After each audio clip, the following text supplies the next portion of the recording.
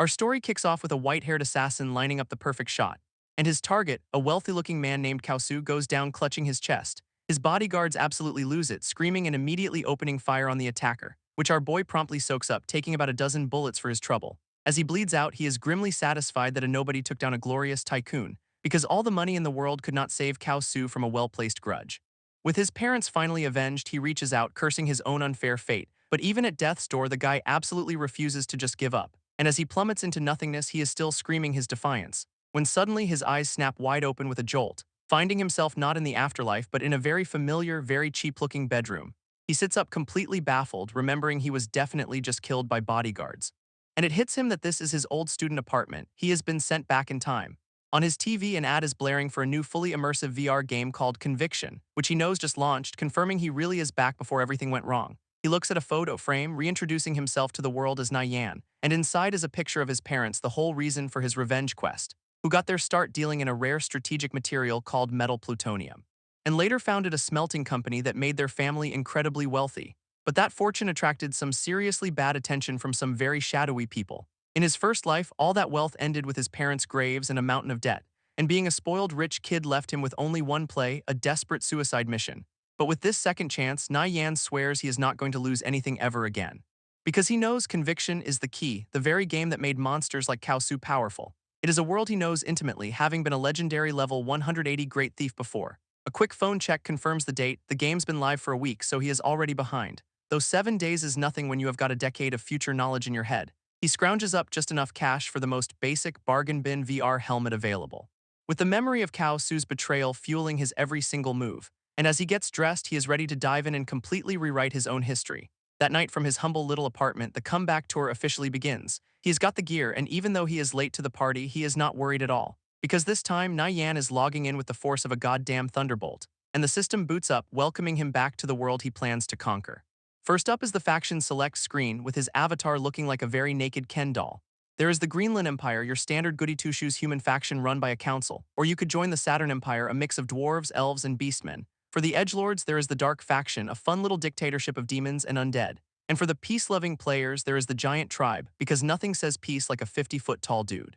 But Nyan already knows his path. Greenland Empire's Wind Thief, a class he mastered for years. He locks in his choice, the Wind Thief class, ready to get back to business. And with the Greenland Empire selected, all that is left is to pick a name, which is a no-brainer. He is keeping his own, Nyan, a name to be feared. Just like that, his new human character is created and ready for round 2, spawning him into the bustling streets of Carol City, where the comeback officially begins.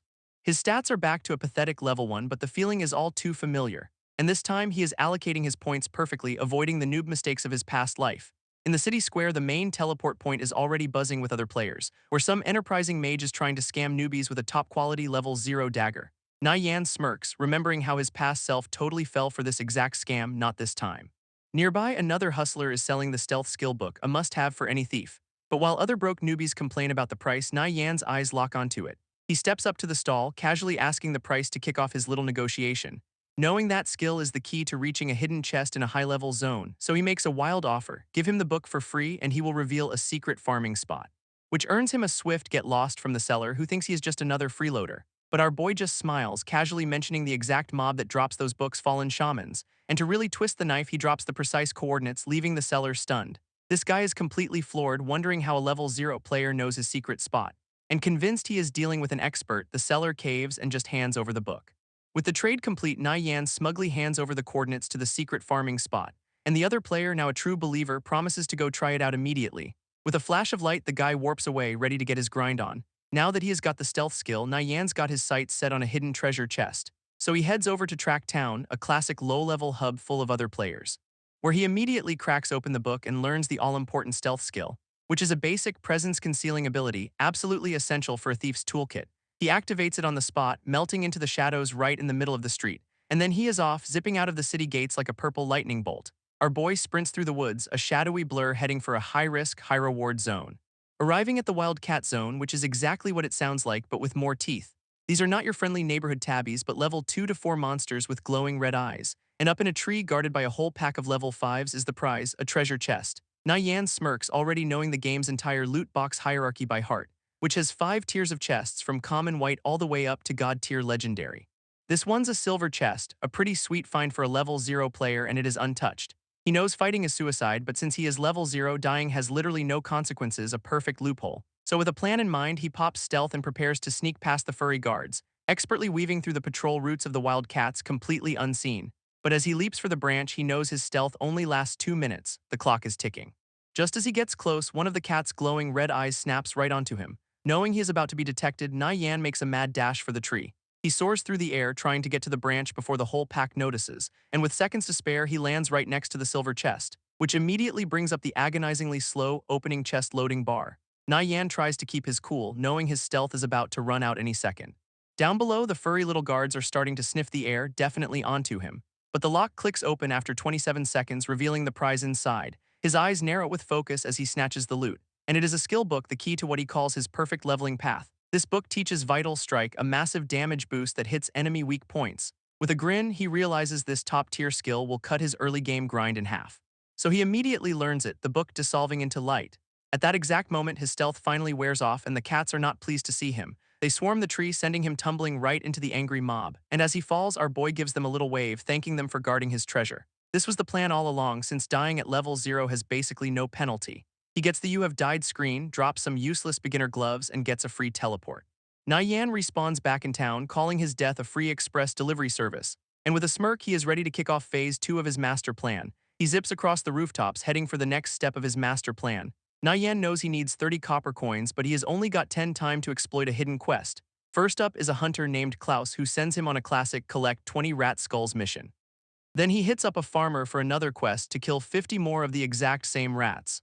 Accepting those 2 quests together unlocks a secret third one from the local pharmacist, and our boy accepts with a smug grin because of course he knows the secret. His targets are these silver gray giant rats, which look way too buff for a level 1 mob. Putting his new Vital Strike skill to use, he one-shots the poor thing for massive damage. And just like that, one rat down, with a skull and a tail dropping for his quests. To his surprise, the rat also drops a piece of actual equipment, a super rare find. It is a pair of tough leather legguards, basic gear, but a goldmine for a level 0 player. He instantly knows these will sell for a pretty penny at the auction house, funding his next moves. But first, he's got a whole field of angry rats to deal with. So he goes full blender mode, spamming Vital Strike and just tearing through the entire pack. His face is pure concentration. This is not a game, it is a speedrun to power. An hour later, the rat genocide is complete and he strolls back into town. He turns in all 3 quests, raking in the copper coins and a bonus potion. And without wasting a second, he lists the leg guards on the auction house for some quick cash. With his wallet about to get fatter, Na Yan heads straight for the weapons store, where the shopkeeper gives him the grand welcome, ready to sell him the best gear in town. Na Yan is not window shopping. He lays out the exact stats for a crossbow he needs, price included. This shopkeeper, ever the salesman, proudly presents his masterpiece, a rapid-fire crossbow that fits the bill perfectly. He slaps the coins down, buying the crossbow and a casual 9,000 bolts to go with it. With his new toy in the bag, Na Yan walks out as the shopkeeper wishes him well on his journey. Fully equipped, his next stop is a high-level bison monster zone to put his plan into motion.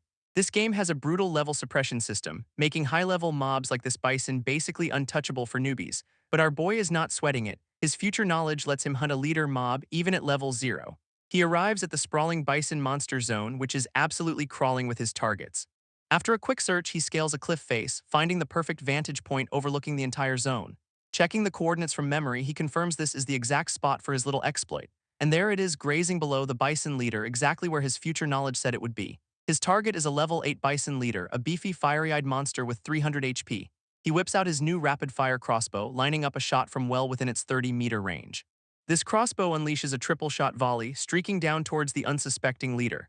This result is absolutely devastating, 2 misses and a single point of damage thanks to the massive level gap. But that is the plan. He brought 9,000 bolts, fully intending to chip this boss down to 0. He just keeps firing, volley after volley, landing for the same pathetic result. Miss, 1 damage.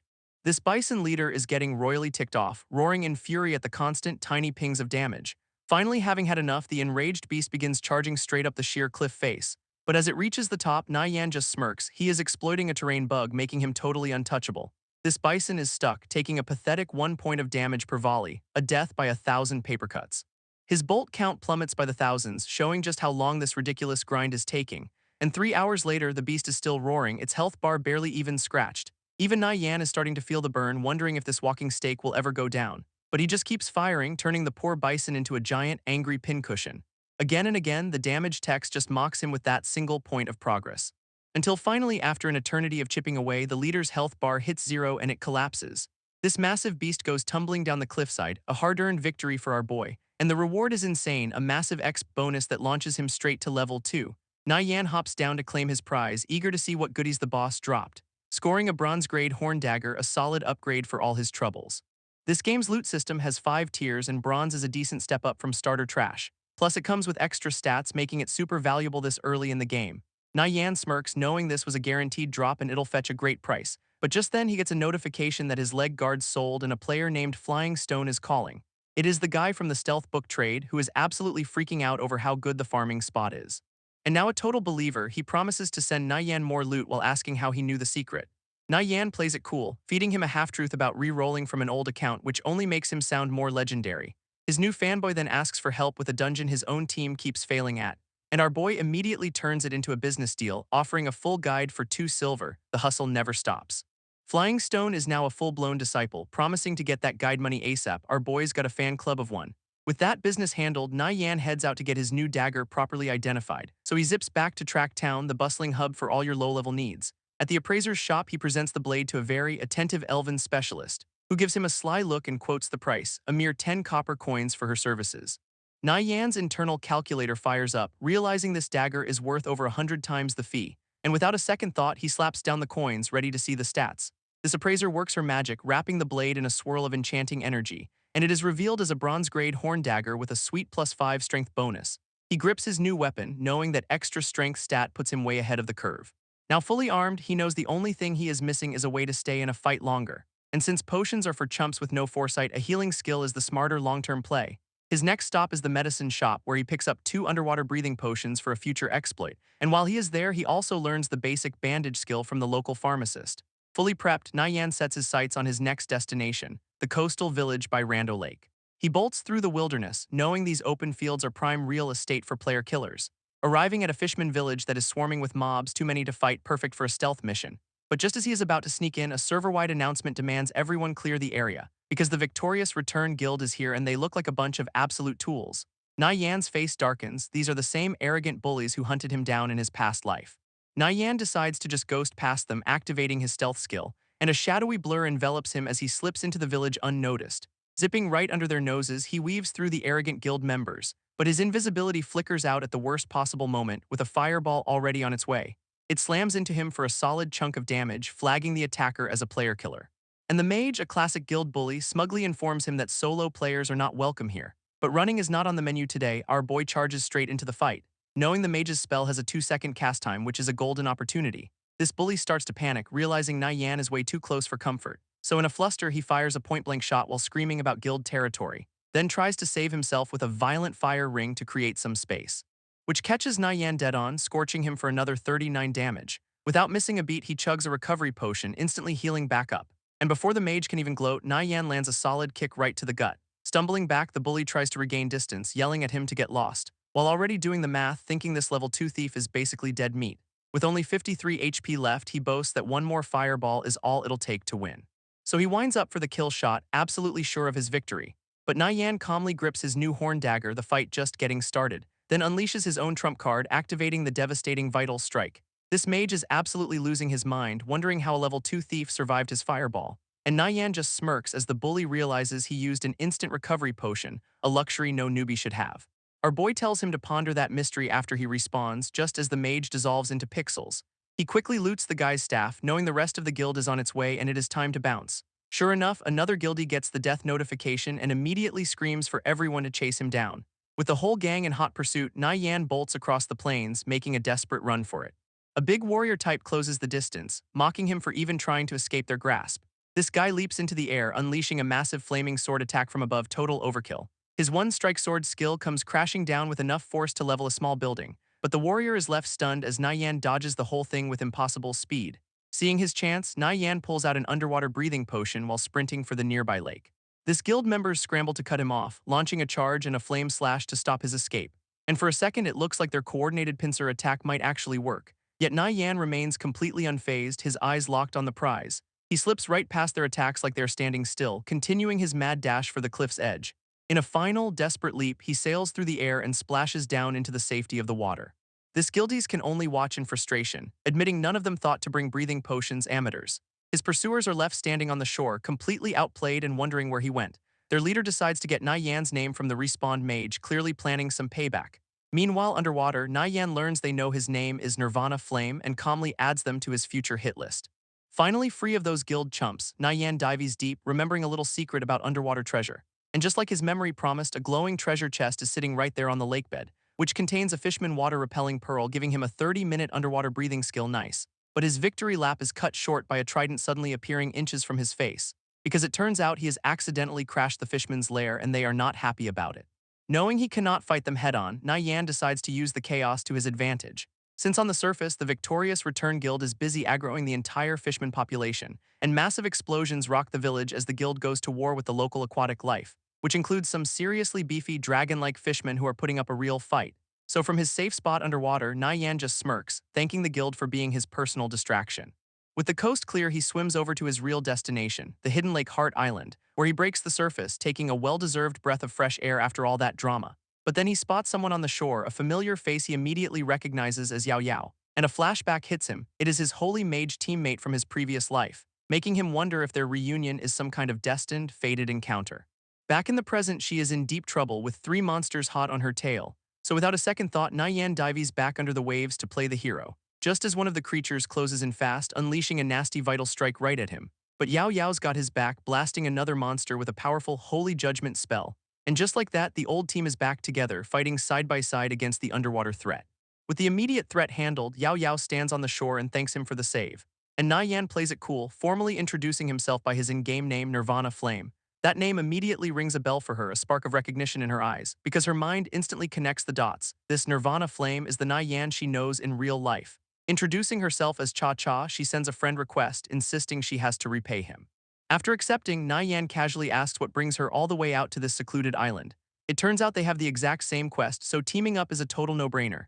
As a thank you, she just hands over the quest items she'd already farmed, a pretty sweet deal for him. He pockets 12 fine silks, a nice little payday for a few seconds of well-timed heroics. She insists, saying the exp she lost from dying was way more valuable than some copper coins.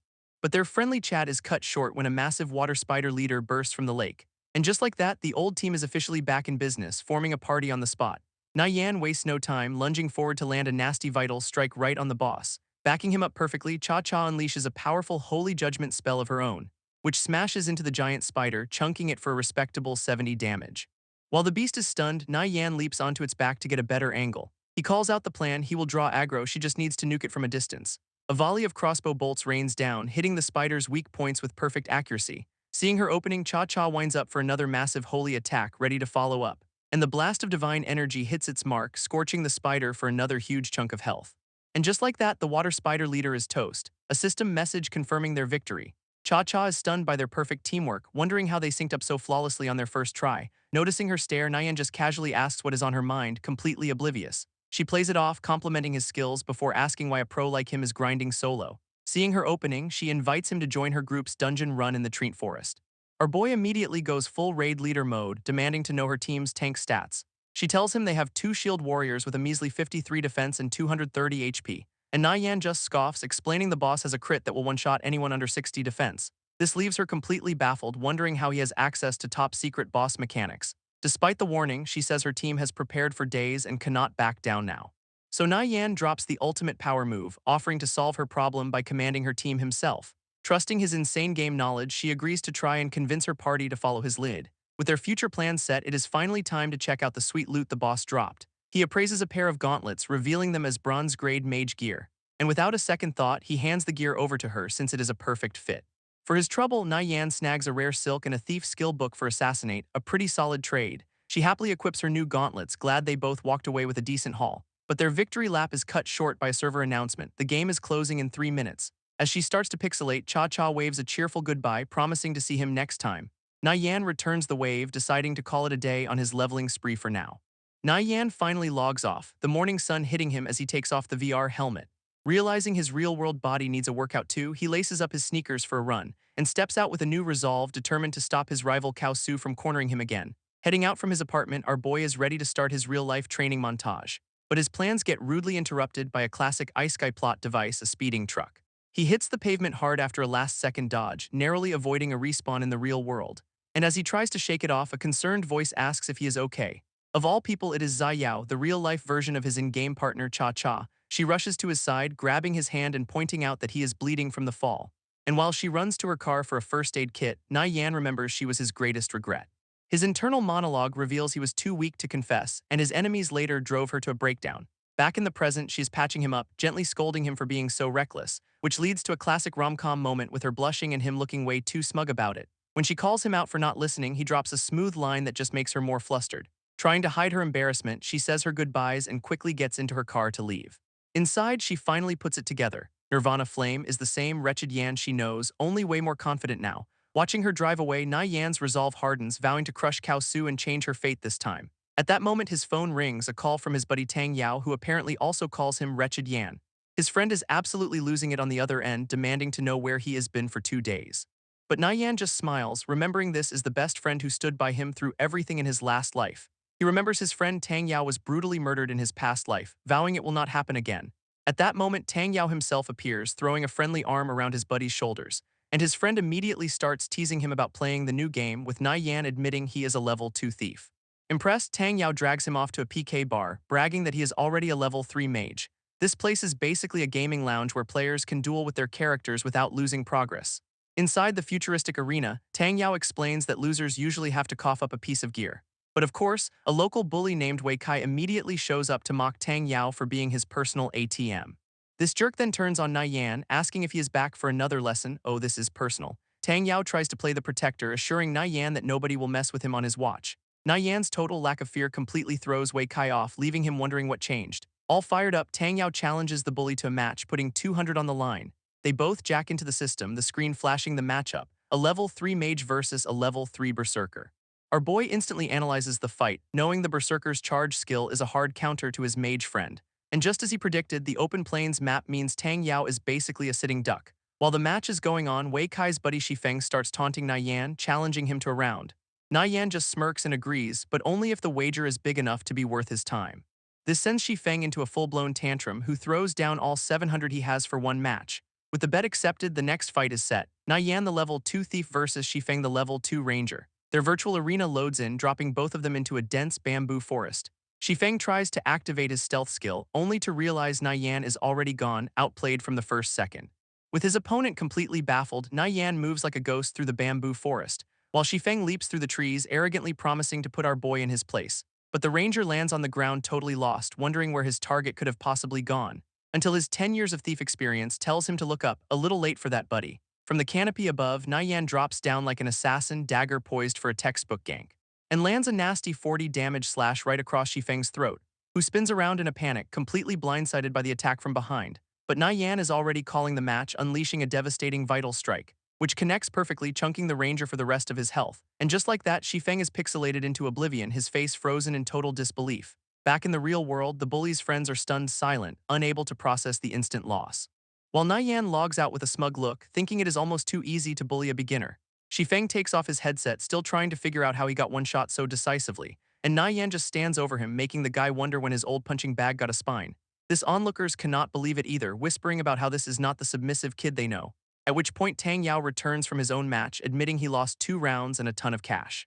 His friend complains that the berserker's anti-magic aura was a total hard counter for his mage, so Na Yan casually drops some pro-level strategy, explaining how to easily outplay the ability. This just makes Tang Yao even more suspicious, demanding to know where he learned all this. But instead of answering, Na Yan just hands over a wad of cash, the money he just won back for him.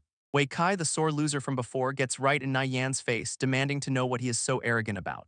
And he threatens to teach our boy a lesson for daring to win money off his crew. Big mistake, buddy. This bully grabs his wrist to start something, only for Na Yan to instantly counter the grip. And with a move straight out of an action movie, he flips the guy onto his back without breaking a sweat.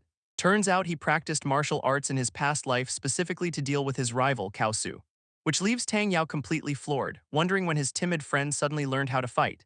Even the bully's crew is spooked, with one guy warning the others to back off immediately. But their blue-haired leader just watches intently, realizing this is not the same kid he used to know. So of course the boss steps up, asking Na Yan if he really just beat up his underling. And Na Yan just shrugs it off, calling the guy a weakling he was just toying with ice cold. This prompts the leader to challenge him to a match, but Na Yan will not bother unless the stakes are high enough. So the guy offers 1,000 per round, while Tang Yao points out the level disadvantage is totally unfair. Unfazed, Na Yan raises the bet to 3,000 for a single winner-take-all round, and the leader accepts, completely underestimating what a level 2 thief is capable of in the right hands. Tang Yao absolutely loses it, grabbing his friend and asking if he is insane and where he will get the money. But our boy calmly explains that is why he needs a loan, and his buddy agrees to risk it all for him. With the bet set, they both jack into the game for the duel Thief versus Berserker, and their arena loads in, dropping them both in the middle of a massive, wide-open field.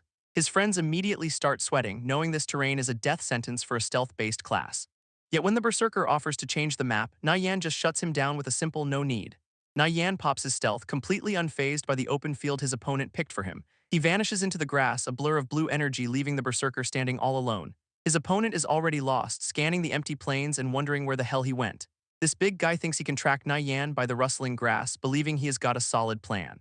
But our boy uses the wind itself to cover his tracks, becoming a ghost in the field. This completely throws the Berserker off, who realizes he has totally lost his target now. In a blind panic, he just starts swinging his giant sword wildly, hoping to get lucky, and he is sweating bullets, admitting he has never seen a thief use stealth this masterfully. Meanwhile, Nyan is just chilling in the grass, patiently waiting for the perfect moment to strike. This Berserker guesses he is close, assuming Nyan has to be moving slow to stay hidden. At that moment, another gust of wind blows across the field, providing the perfect cover, and Nyan lands the first blow from behind, chipping away at the guy's health bar. This Berserker spins around in shock, completely baffled as Nyan easily dodges his counter. Desperate now, he unleashes a massive whirlwind slash, a classic panic move if I have ever seen one. Nyan, however, just calmly identifies the 1-second animation lock on the attack. His opponent thinks this big flashy move is his key to victory, going all in on the swing. This giant sword slams into the ground, leaving him wide open for just a fraction of a second. For a pro like Nyan, that is more than enough time, a good chance indeed. He instantly closes in and unleashes a perfectly timed vital strike right into the opening, leaving his friends in the real world absolutely speechless at his god-tier timing.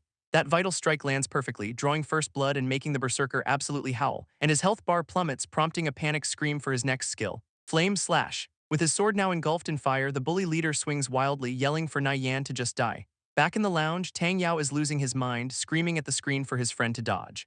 But Nyan knows this is a bait. The guy wants distance, but our boy's advantage is up close, so he just eats the fiery hit, taking some damage but staying right in the Berserker's face. This completely enrages the bully, who cannot believe this kid just tanked his signature move. Desperate now, he winds up for another big attack, a one-strike slash to finish it.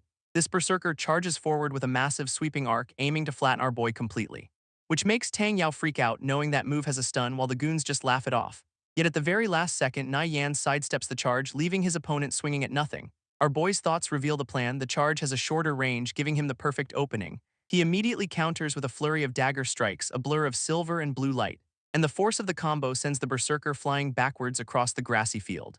Just like that, his health bar hits 0, game over for the big shot bully leader. Nyan lands gracefully, admitting he got clipped by the charge but landed the killing blow first. This victory screen pops up and our boy just gives a cold, satisfied stare. In the real world, Tang Yao is celebrating like they won the lottery while the cronies are speechless. This blue-haired leader takes off his headset, staring at it in disbelief, forced to admit he lost. His friend rushes over, absolutely hyped, but Nyan just shrugs it off, calling it a fluke total boss move. Tang Yao is completely blown away, asking his buddy to teach him the ways of the arcane mage. As they are leaving, the blue-haired leader walks down and Tang Yao cannot resist poking the bear about his loss. But the guy is surprisingly graceful, admitting defeat and even inviting them to hang out at his bar anytime. With a simple "let us go," the former bully and his crew make their exit, looking a lot less intimidating now. His crony is confused by the sudden politeness, but the leader wisely notes that Nyan has changed, best not to make an enemy of him. Meanwhile, Tang Yao is celebrating their huge win, and Nyan promises to start his mage training tonight. Later that evening, the scene shifts to a quiet apartment building under a full moon, where Nyan is pushing his physical limits, getting his real body just as strong as his in-game one. After the workout, he is ready to get back to business, planning a dungeon run with his team, and with the futuristic helmet on, he dives right back into the world of conviction. Our boy materializes in a grassy field, ready to pick up right where he left off, only to get an immediate friend request and a message from a player who paid for one of his guides. He quickly figures out it is Tang Yao and accepts, deciding to bring him along on the next run. But first, he has got to turn in a hidden quest with an old man he spots fishing by the river. Nyan approaches the NPC, Physician Blevins, and hands over the 30 fine silks he collected, who thanks him with a reward and offers to teach him the intermediate combat bandage skill, which our boy immediately learns, revealing this was his goal all along for doing the quest. He is a little confused, though, when the quest only shows 20% completion, realizing it is a chain quest, and the physician confirms it, asking for more help just as another message pops up for Nyan. It is a pink-haired teammate named Nirvana Flame telling him to hurry up because the party is waiting. Nyan teleports into Track Town, ready to meet up with the party for his next big move, where Tang Yao is already waiting, impatiently wondering where his promised dungeon carry is. Our boy finally arrives, telling his friend they are off to go farm the Treant King today, only to be met by the sight of a massive, fully geared party walking their way. It is Nirvana Flame, the pink-haired girl from before, waving them over with a blonde warrior named Yulan, and Tang Yao is immediately smitten, asking his buddy how he met these two great beauties, a man of culture. Nirvana Flame immediately starts scolding Yan for being late, saying she worked hard to get Yulan to join. While another party member, a wind thief named Chenbo, just scoffs in the background, Yulan cuts to the chase, asking if Yan is the expert who can lead them through the dungeon, and our boy confirms it, but with one condition: he is the team captain and everyone follows his orders. This rest of the party is just stunned silent, clearly not expecting this random guy to take command, and Chenbo immediately challenges him, asking why they should trust a nobody who could get them all wiped. He even gets in Yulan's face for defending an outsider, but she just shuts him down, instead apologizing to Yan for the guy's attitude and agreeing to join his team. With his authority established, Yan lays down the law: obey his commands or he will be ruthless. A system window pops up, confirming he has officially created the team, and a stream of notifications shows the entire raid group joining his party one by one. Yulan makes it official, telling everyone that from now on, Yan's orders are her orders, which forces a very salty-looking Chenbo to reluctantly accept his team invite. Yan gives one last speech, reminding them they all share a goal and even offering to pay for his own mistakes. This main tank, Boiled Water, is absolutely floored by Yan's offer. 10 silver coins is a fortune. And Yulan admits Yan's got confidence, while Nirvana Flame just smirks, proud of the guy she brought in. Wasting no time, Yan starts the roll call, demanding everyone report their name and stats immediately. Boiled Water steps up first, proudly declaring himself the main tank and listing off his stats for the group. A few more players introduce themselves, including a second tank named Pumpkin and a mage called Blazing Flame. Yan immediately starts barking orders, sending the tanks off to buy specific potions for the run. This players start whining about the cost, wondering if this whole venture is even profitable. Classic penny pinching. Blazing Flame scoffs from the side, convinced this new leader is just a poser who relies on consumables. That salty dude Chenbo chimes in, sarcastically offering to loan them money since they are clearly broke. This immediately pisses off Blazing Flame, who calls him out for being a condescending jerk. Nirvana Flame questions the need for so many potions, but Yan reveals his true plan: they are not doing normal, they are doing expert. With the team grumbling, Yulan steps in and shuts them down, ordering everyone to follow Yan's instructions. After a quick shopping trip, the fully stocked raid party marches out of town behind their new leader.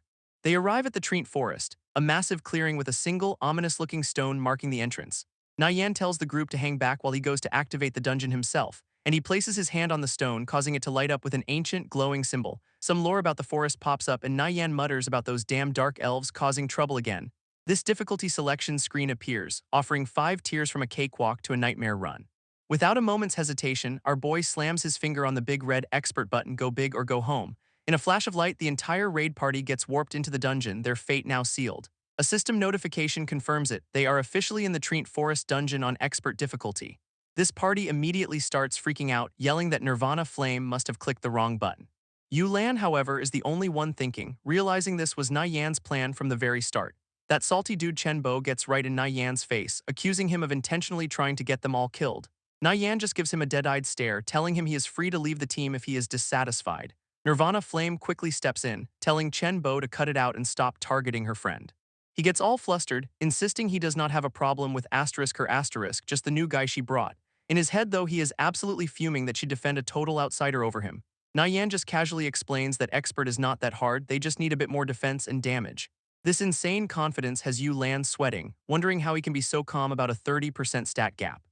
He gives Nirvana Flame a reassuring look, telling her to relax because it will not be a problem at all.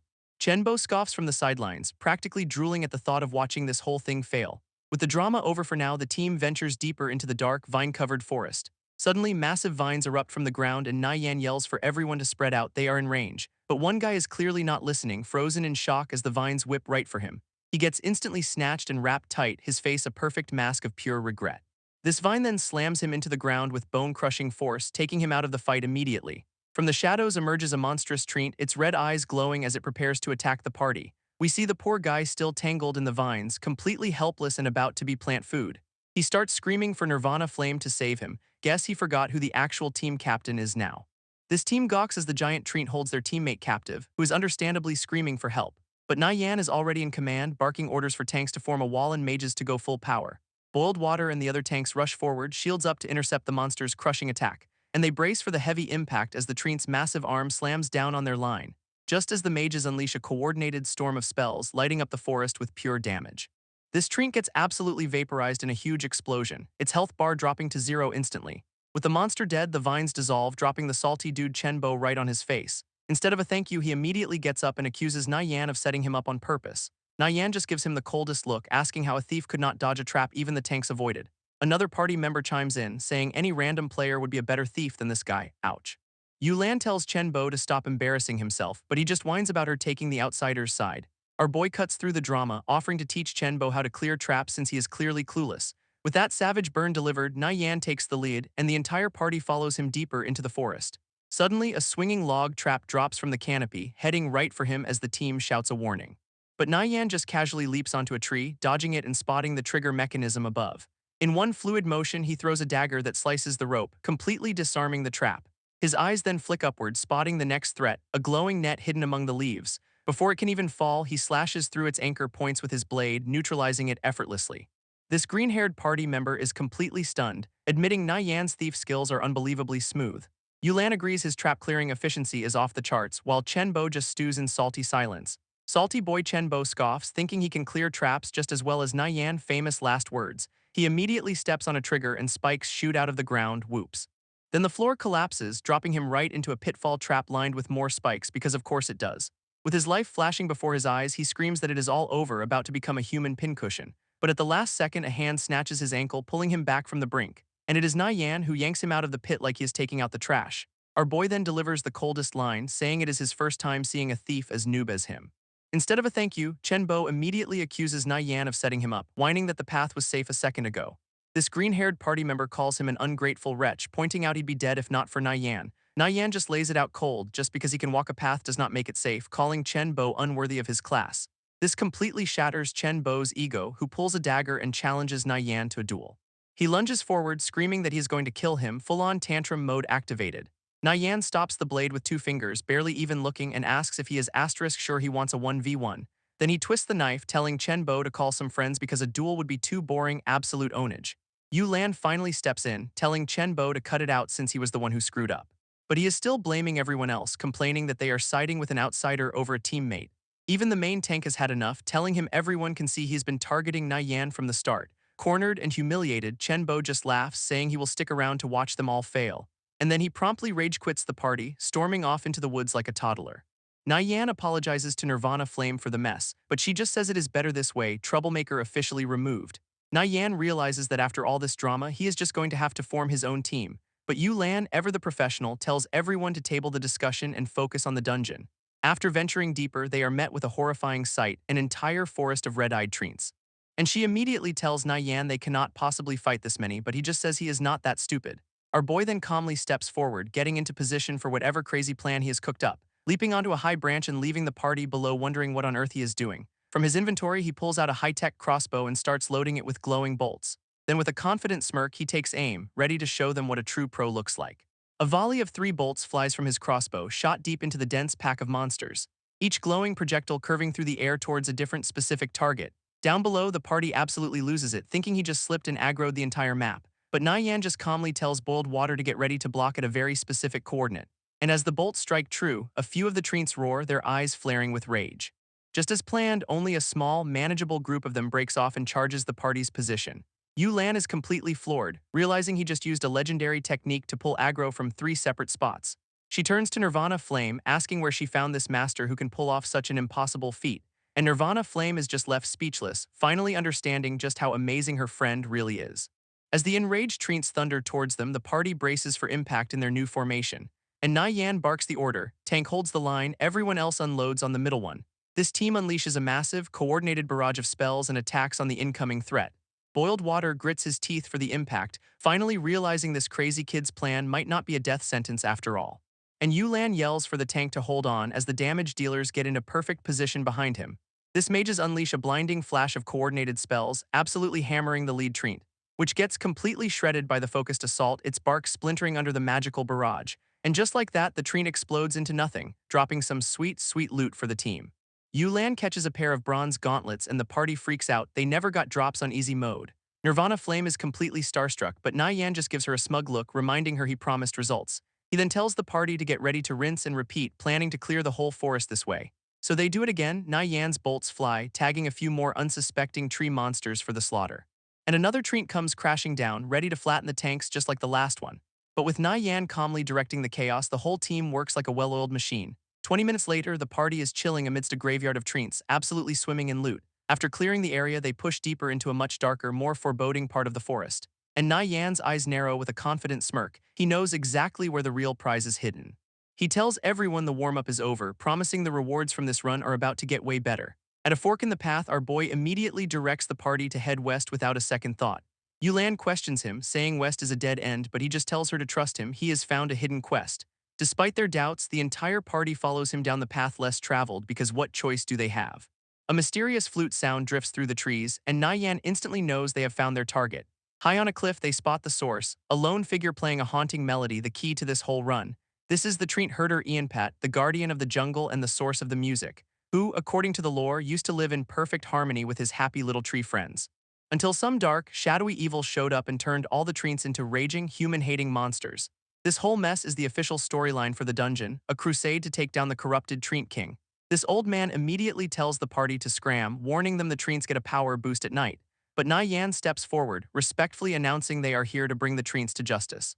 Ianpat gets absolutely furious, revealing the real villains are some underground beasts who stole his flute. Back in the party, everyone's jaws are on the floor, wondering how he is triggering a hidden quest NPC. Even the green-haired guy is having a meltdown, questioning when Na Yan became this unbelievably good. Our boy keeps up the act, agreeing to help the herder deal with the blasted monsters he totally noticed earlier. And Ianpat is ecstatic, confirming 2 dark elves stole his flute and threw the whole forest into chaos. He hands over a quest item, some dust of appearance, to help them hunt the elves and get his flute back. This stuff is basically a 20-second radar, revealing all hidden enemies within a 30-yard radius. And with the special item in hand, Na Yan tells the party to follow him, mission accepted. He grabs a vine hanging off the cliff, preparing to lead the descent into the valley below. With practiced ease, he rappels down the cliff face, looking like a total action hero. And the rest of the party follows him into the dark woods, now hunting the real culprits. They travel along a narrow, treacherous path under the light of a full moon, until Na Yan suddenly stops them, announcing this is the perfect spot for an ambush. When Nirvana Flame asks how he knows, he just smirks, because the elves have been following them the whole time. Nirvana Flame jumps out of her skin as a shadow zips past, completely spooking her. But Na Yan is totally calm, confirming their targets are already here just as he planned. He explains that these dark elves are timid, so they need to be ambushed all at once. From the darkness, their shadowy forms creep along the canyon walls, completely unseen. And the party marches right down the canyon path, playing the part of oblivious bait perfectly. With a confident smirk, Na Yan crushes the dust of appearance, announcing the elves fell for the trap. He sprinkles the glowing powder from above, forcing the hidden stalkers into the open. And just like that, 2 very surprised-looking dark elves are revealed, their cover completely blown. They immediately panic, roaring as they try to scramble away from the now obvious pincer move. Too bad for them, the rest of the party is waiting at the other end, ready to cut off their escape. One of the elves makes a desperate lunge, claws extended to rip through the front line. But Boiled Water steps in like a wall, his shield easily absorbing the frantic attack. Behind him, the blonde-haired mage begins to channel a powerful fire spell, ready to retaliate. He unleashes a massive fireball that completely incinerates the poor elf, ending its run instantly. Seeing their opening, the other party members charge forward to help finish off the second one. This entire team converges on the last elf, who is desperately clutching the stolen flute. This final elf makes a last-ditch effort, leaping straight at Na Yan with a furious snarl. Our boy, of course, is completely unfazed, drawing his own blade to meet the attack head-on. In one smooth motion, he sidesteps and lands a clean vital hit, chunking its health bar. All around them, the rest of the party unleashes their own skills, turning the ambush into a total slaughter. With the second elf down, Na Yan triumphantly announces he has secured the quest item, which turns out to be a flute that massively debuffs every Treant in the dungeon. What a cheat code. But he is not done yet, spotting another piece of loot and calling Nirvana Flame over for a look. And she finds a mysterious letter that dropped alongside the flute, which turns out to be intel from a friendly dark elf, triggering a whole new branching questline. Nirvana Flame cannot make sense of the elvish, but Na Yan already knows it is a turning quest for after the dungeon. This rest of the party is absolutely buzzing, already dreaming about the rewards for this unexpected mission. Na Yan then hands the flute over to Boiled Water, giving the main tank a massive 300 HP buff, and with their new gear and renewed purpose, the whole team gets ready to move out. This blonde-haired mage is seriously impressed, noting how quickly the team's attitude towards Na Yan has changed. Our boy just walks on, a total legend, as the mage internally calls him brother, respect officially earned. Their path forward is immediately blocked as a massive Treant erupts from the ground with a roar, and the party instantly engages, unleashing a coordinated barrage of spells and strikes on the boss. This giant tree monster retaliates with a huge sweeping attack, aiming to wipe out the entire front line. But Boiled Water stands firm with a brand new shield, amazed by its 20% defense boost. This blonde warrior immediately asks to buy the shield, knowing it is a game-changing piece of gear for them. Na Yan, being a total gigachad, just tells her to take it, saying he only needs thief loot anyway. Nirvana Flame is completely floored by his generosity, thanking him for taking a loss on the loot. But the Treant is not waiting for their heartfelt moment, slamming a giant root down on the party, and the ground explodes in a shower of spikes, forcing everyone to brace for the devastating impact. Na Yan immediately takes command, barking orders for everyone to get into boss fight formation. And right on cue, the massive level 4 Treant King erupts from the ground to say hello. This boss gives the standard "damn humans in my territory" speech, clearly not a fan of visitors. Then it immediately tries to flatten the party with a massive go-to-hell ground slam. But Na Yan just casually weaves through the attack, completely unfazed by the giant tree arm, pulling off a slick acrobatic dodge that leaves the boss swinging at nothing but air. His party is absolutely floored, wondering how a level 2 thief is styling on a Lord-grade monster. As deadly spikes erupt from the ground, he orders Boiled Water to tank the hit. And the big guy holds the line, noting just how ridiculously high the boss's defense is. Seeing his opening, Na Yan gives the signal, yelling for the mages to get ready, and with his command, they unleash a full-on magical bombardment. This whole team lets loose a beautiful, coordinated storm of spells right at the Treant King, which connects in a massive explosion, finally starting to chip away at its health bar. A huge cloud of smoke billows out from the impact, obscuring the battlefield for a moment. But when the dust settles, the boss is still standing, so Na Yan tells Boiled Water to use the flute. This tank immediately whips out the quest item and starts playing that sweet, sweet debuff music. And just like that, the Treant King's stats get slashed in half. Talk about a game breaker. Na Yan then tells the mages to switch to fire magic since he knows the boss resists ice, which the blonde mage is all too happy to do since setting things on fire is his specialty. Our boy then turns to the priest, asking if she has a dispel skill ready for his next big brain play. Na Yan calls out the boss's next move, telling the priest to get ready to dispel a fear attack, and he tells her to relax, promising he will give the signal at the exact right moment, no pressure. This Treant King immediately unleashes a terrifying wave of green energy straight at the tank, which hits Boiled Water hard, so Na Yan yells for the priest to cast her spell right now. With newfound confidence, she channels her staff and unleashes a perfectly timed dispel, and the golden light snaps Boiled Water out of the stun, saving him from certain doom. Our priestess is pretty pleased with herself, finally realizing she can handle the heat. With their tank back in action, the rest of the party charges forward to continue the beatdown. And the Treant King roars as its health bar dips below 3,000, but it has still got plenty of fight left. In fact, it gets so mad that it goes berserk, its eyes glowing with pure unadulterated rage, which completely shocks Nirvana Flame, who did not expect the boss to lose its cool so fast. As a storm of roots erupts from the ground, Na Yan calmly orders Boiled Water into a defensive stance, then tells all the priests to start chugging mana potions and spamming heals like crazy. This support line gets right to it, a flurry of green magic keeping the front line from collapsing. Boiled Water is taking an absolute pounding, his shield barely holding up against the berserk attacks, and he starts to panic, admitting he cannot withstand this insane level of damage for much longer. But right on cue, a wave of healing numbers pops up, keeping his health bar from bottoming out, allowing him to brace for another massive, spiky blow from the enraged tree monster. He realizes he is only surviving because of the flute's debuff and the non-stop healing from the backline, and then he chugs a potion, finally getting why Na Yan made them stock up. The kid planned for everything. This Treant King unleashes a final desperate attack, a massive swirling vortex of roots, which slams down hard, but Boiled Water holds the line, taking the full brunt of the impact. Na Yan dodges through the chaos, yelling for everyone to focus fire and finish this thing now. And the rest of the party follows his lead, unleashing their ultimate skills in a coordinated assault. All their attacks land true, absolutely shredding what is left of the boss's health bar. And our boy Na Yan sees his opening, moving in for the kill with a flash of his blade, aiming for the one glowing weak spot right between the eyes, a perfect shot. He lands a massive vital strike, and the boss just erupts in a shower of green goo, letting out one last agonizing roar as its entire body starts to crack and shatter. Then it completely disintegrates, collapsing into a pile of splinters and fading light. And from above, we see the aftermath. The monster is gone, and the party cannot believe they actually won. This whole team is ecstatic, totally shocked they managed to clear an expert-grade dungeon with their comp, with Boiled Water giving all the credit to Na Yan's leadership while the priestess is just happy to be alive. Right on cue, the whole party starts glowing as they all get a massive X boost and level up.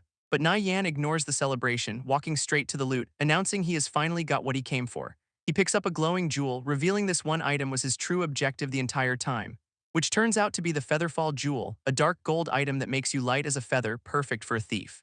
Amidst the victory, a golden light surrounds Na Yan as he gets his own level-up notification, and he clenches his fist with a smirk, having officially hit level 3. A system message confirms it, dungeon cleared, and the team gets a fat stack of glory points. This whole team is losing their minds over the 1,200 glory points they just earned, but Nyan just tells Nirvana Flame to divvy up the loot since they need to turn in the quest. And she is practically bowing, thanking him for carrying them to such an unexpected victory. With their business done, the party teleports back to Carol City to cash in. But as they arrive, a shady-looking guy in a cloak is watching them from the sidelines. His buddies are completely stunned to see the team back so fast and even more shocked they all leveled up. And the cloaked rival glares daggers at Nirvana Flame, vowing revenge for some past humiliation. Drama alert. Ignoring the peanut gallery, the party makes their way to the Carol City barracks, where they are greeted by the city's warlord, a big-shot NPC named Kavarot. Nyan calmly presents the letter, reporting that they dealt with the Dark Elves and secured intel, and the warlord's expression turns serious as he takes the scroll to inspect it. He thanks Nyan for the huge assist, and a system window pops up with a fat stack of exp and reputation. Plus, our boy gets bonus stats and a skill book. That hidden quest was a goldmine. Now that the quest is officially over, Nirvana Flame asks what he is planning to do next. And Nyan's plan is simple: grind monsters and level up, maybe hunt an elite with his new jewel. They agree to part ways for now, and he promises to mail her the money from the loot sale. But the blonde mage goes full fanboy, clinging to Nyan's leg and calling him God Yan. It is a whole thing. Taking his new apprentice under his wing, Nyan leads him to the blacksmith shop for an upgrade, where he gets decked out in a full set of bronze leather armor, checking his new stats. All geared up, they head for the Rhine Hills to level, with Nyan promising to teach him how to be a real arcane mage. They arrive at the ominous Rhine Hills, a perfect stormy spot for some high-level grinding, and Nyan gives his new fanboy a simple test: farm as many bat teeth as possible in 1 hour.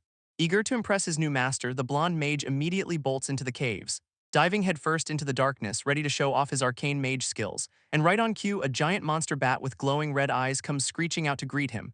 This kid immediately blasts it with a fire spell, turning the creature into a crispy critter. Then with a smug grin, he boasts about his first kill, clearly proud of himself. Watching from afar, Nyan decides it is time he got in on the action too, and a blur of motion with a flash of his dagger is all we see as he starts his own hunt.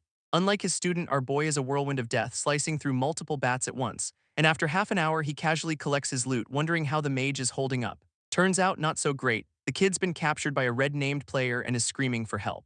Nyan instantly recognizes the Peekers are from the Radiant Sacred Flame Guild, which definitely sounds like bad news. So telling his apprentice to hide, Nyan leaps across the rocks to intercept the gang squad. This mage explains he was ambushed by a crew that specializes in peeking and looting other players, but Nyan just smirks, telling him to keep them busy while he goes to have a little fun. He comes to a sudden halt, having found exactly what he was looking for. Because just as he predicted, the Peekers have a guard posted at the canyon entrance.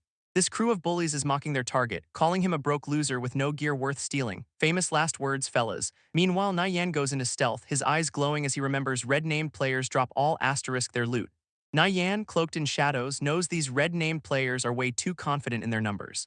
And a blur of dark energy slashes the ground, announcing his arrival with a bit of flair. This Peeker leader whips around, his subordinate totally clueless about the incoming threat, while Nyan zips right past the lookout, a phantom moving too fast to track. He pops up right in the mage's face, who's been waiting for this exact moment, or so he thinks. And the guy immediately throws up a violent fire ring, thinking he has got our boy trapped.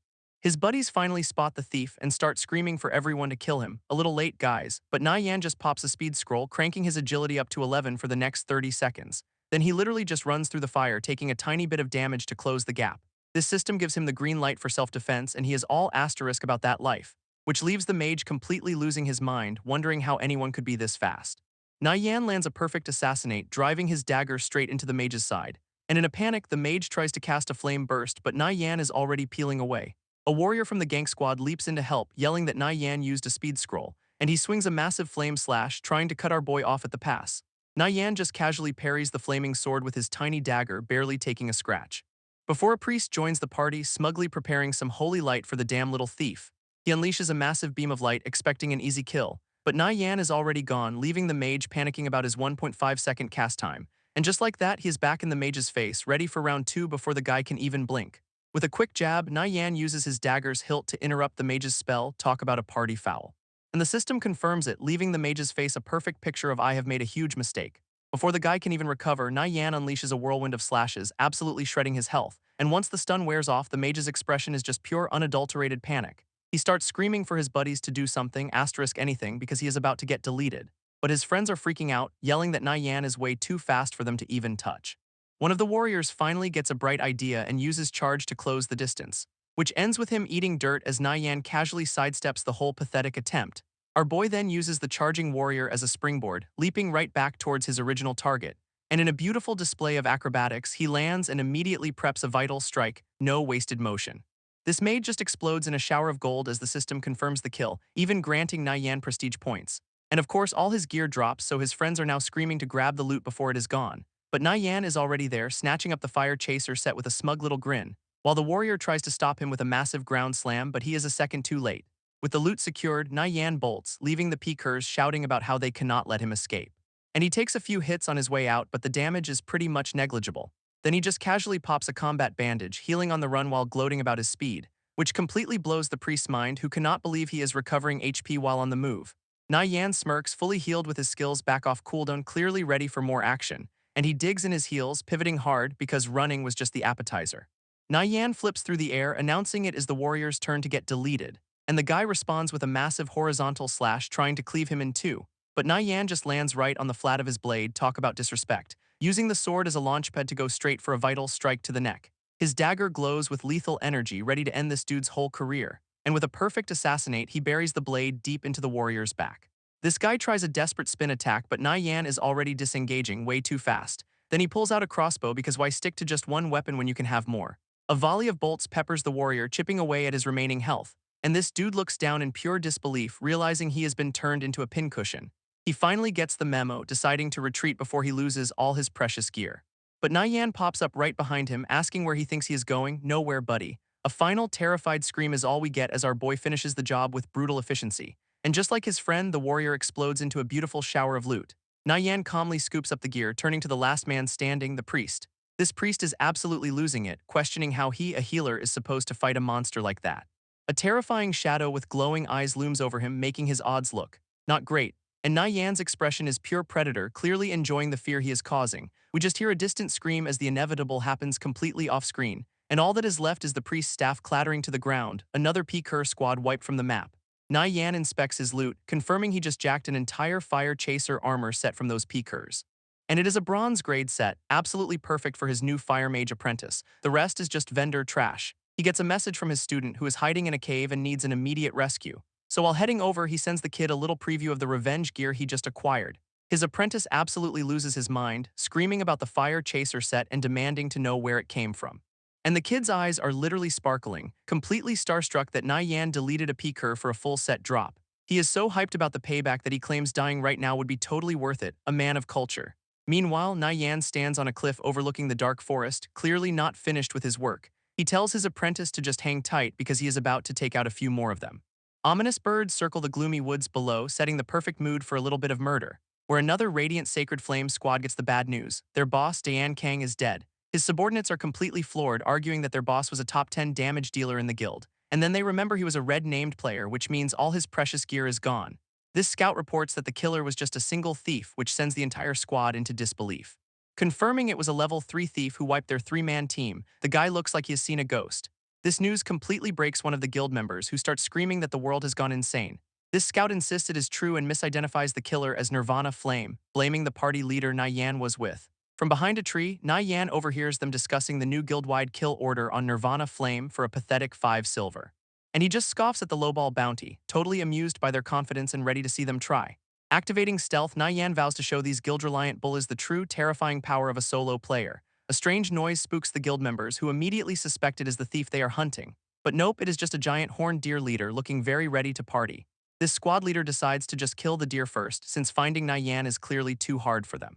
And from the shadows, Yan smirks, realizing these clowns just served him an opportunity on a silver platter. So the whole team charges in, already planning how they will split the loot from this random deer. Their warrior bravely leading the charge with his shield up and everything. And he successfully blocks the deer's attack, yelling for his team to do something useful. His buddies jump in, landing a few slashes that barely tickle the monster's health bar. While the deer just roars, taking some actual damage but still having plenty of fight left. Meanwhile, the 2 casters in the back are bragging about how they will finish this in 30 seconds, oh honey. And right on cue, Yan drops from the sky, a shadow of death looming right behind them, immediately slamming into the white-robed caster and catching him completely off guard, then instantly pivoting to the black-robed guy, burying his dagger in his back for a massive crit. A whirlwind of slashes follows as the guy finally realizes they are being ambushed, a bit late for that, and with his health bar tanking, the caster desperately fumbles for a healing potion. But Yan's blade finds its mark again, interrupting his little snack time permanently. This guy's face is a perfect picture of disbelief as he gets deleted from existence, while Yan just casually flicks his dagger clean, coolly announcing that is one down. His buddy is just standing there completely clueless, wondering where his friend just went. And before he can process it, Yan is already on him, ready to send him to the same respawn point. This other caster is having a complete meltdown, his face a perfect mask of I am next. As Yan hits him with a skill called Holy Judgment, the irony is just beautiful. While the tank is still busy with the deer, wondering why his range support suddenly went silent. He finally looks back, realizing they are being ambushed by that damn thief. A bit late for that observation, buddy. His whole frontline is now in chaos, caught between an angry monster and a player-deleting assassin. So the leader makes the galaxy brain decision to focus on the deer first and deal with the thief later. This plan immediately backfires as the deer just punts him into the air like a volleyball, though one of his buddies does manage to land a heavy slash on the beast, which only serves to make the giant horned monster even more furious.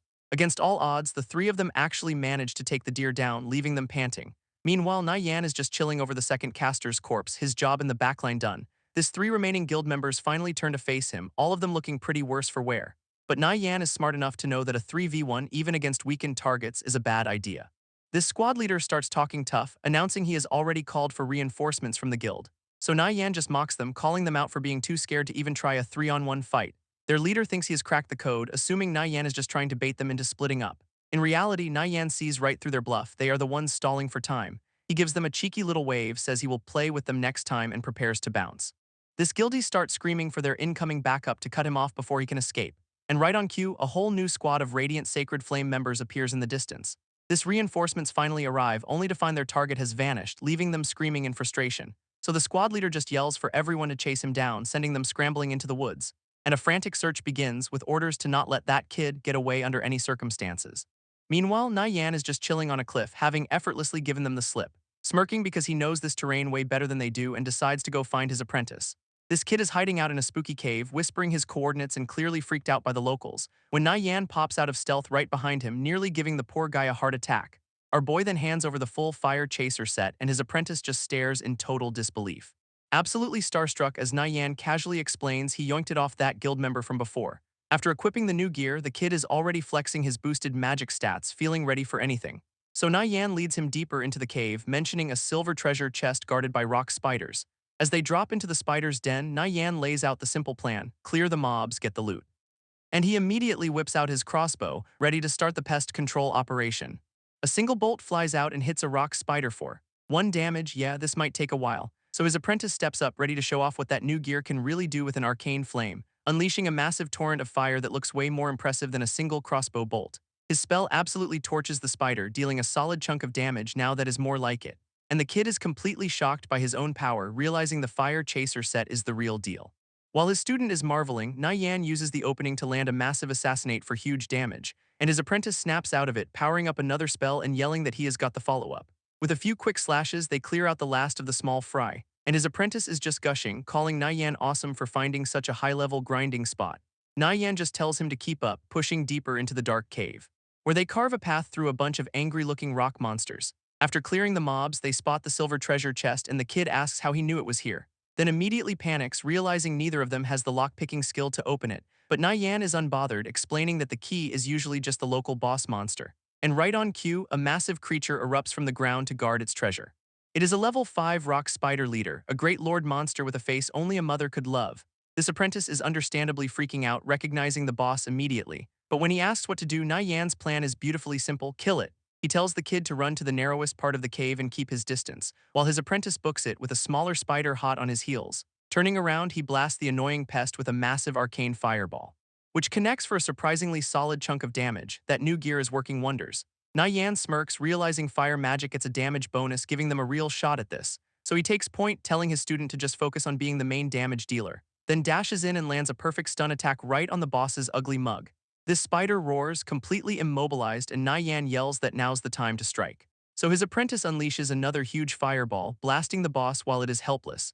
This rock spider leader wakes up, roaring furiously as the apprentice screams a last-second warning, and it immediately attacks, sending a massive rock spike erupting from the ground right at Yan, which smashes into its target for a solid chunk of damage, sending stone shards flying everywhere.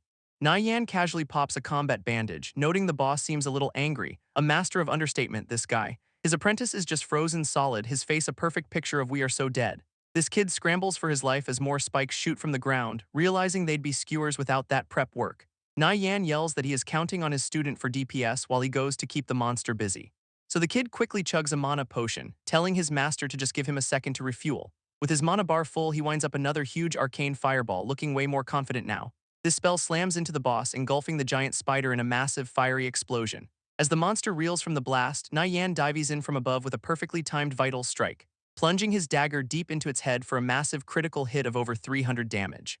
With the spider finally collapsing, his student just stares in disbelief, asking if it is actually over. This kid immediately collapses in exhaustion, then starts gushing about how they just killed a boss 2 levels higher. Meanwhile, Nyan just stands over the dissolving corpse as the loot begins to materialize around him. This haul is pretty sweet: a Meteor Strike skill book, a block skill book, and a silver key. He hands the Meteor Strike book to his apprentice, calling it an invincible skill for grinding mobs. This kid is absolutely buzzing, while Nyan casually mentions it is nothing compared to god-tier magic types. His student has absolutely no clue what he is talking about, but Nyan just gives him a cryptic "you will see." Changing the subject, Nyan tells him it is time to open the chest and leaps off toward their prize. Nyan uses the silver key, popping open the lock on their hard-earned treasure chest, while his apprentice watches with bated breath as the system confirms it is opening. A golden light erupts from inside, revealing the sweet, sweet loot. This better have been worth it. And their grand prize is the Weaver's Ring, a special item for climbing and scaling walls. This stats confirm it is basically a grappling hook, letting you shoot spider silk. Spider-Man, eat your heart out. His student calls it trash, but Nyan knows this useless ring is a god-tier mobility tool for a thief. Changing the subject, he asks if the kid has learned that new Meteor Strike skill he gave him, because right down the hall is a massive swarm of spiders just begging to be a test dummy. Nyan lays out the plan. He will get their attention, and the kid just needs to start chanting. A single, expertly aimed bolt ricochets around the cavern, aggroing the entire damn nest at once. This apprentice immediately starts panicking, realizing just how many angry spiders are now charging them. But he powers through the fear, unleashing the massive, swirling fireball of Meteor Strike. This spell slams into the horde with a cataclysmic explosion, wiping them all out in one go. Nyan just casually stands in the blast radius, giving his student a very impressed "good job." His apprentice is just standing there in total shock, unable to believe he was the one who cast that. Nyan snaps him out of it, telling him to quit gawking because they are going even deeper. There's just one tiny problem. The kid is completely tapped out on mana and has no potions left. Our boy is not surprised, knowing that spell is a huge drain, but he's got his eyes on a bigger prize. This apprentice offers to just go home, but Nyan decides it is time for some advanced mage lessons instead. So he leads him out of the cave and into a rainy forest, ready for lesson number 2. His apprentice gives a cocky grin, thanks Nyan for all the upgrades, and promptly uses a scroll to peace out. And as his student vanishes, Nyan just smirks, thinking of him as a brother now. With his apprentice gone, Nyan is left alone in the pouring rain, a single blue streak cutting the gloom. Then he turns and heads back into the darkness, splashing through a puddle with a clear goal in mind. His mind drifts to the game's deep lore, recalling the legendary chapters of Order and Chaos. And apparently if you collect all the chapters of Order, you can become the Pope, no big deal or anything. On the flip side, if you're feeling a bit more edgy, gathering the Chaos chapters lets you summon a dark god. This ancient lore is clearly his next target, and our boy looks dead serious about it, knowing the game is still new and the first expansion just revealed the initial chapters of Order. Getting one of these basically guarantees a spot on the leaderboard, and the current owners are all legends. But he remembers 3 god-tier players from his past life who held these, and this time he knows where to find them.